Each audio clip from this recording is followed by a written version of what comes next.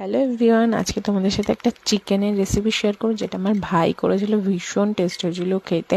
তো আলুগুলোকে ফার্স্টে এরকম ভেজে নিয়েছি লাল লাল করে, তারপরে নিয়েছিল ও গোটা গরম মশলা দিয়ে দিয়েছিল। আর একটু বেশি করে তেলটা দেবে, তাহলে ভালো হবে খেতে। এবার তারপরে দিয়েছিল পেঁয়াজ কুচি। পেঁয়াজ কুচির মধ্যে একটু নুন, একটু চিনি দিয়েছিল, যাতে পেঁয়াজটা ভালো করে সেদ্ধ হয়ে যায় আর কালারটা ভালো আসে। আর এখানে পেস্ট করে রেখেছিল আদা রসুন টমেটো। তার মধ্যে দিয়েছিল হলুদ গুঁড়ো, লঙ্কার গুঁড়ো, জিরের গুঁড়ো, আর দিয়েছিল একটু গোলমরিচ। তো ভালো করে কষিয়ে তারপরে দিয়েছিল মাংসটা, বা মাংসটা দিয়েও অনেকক্ষণ কষিয়েছিল।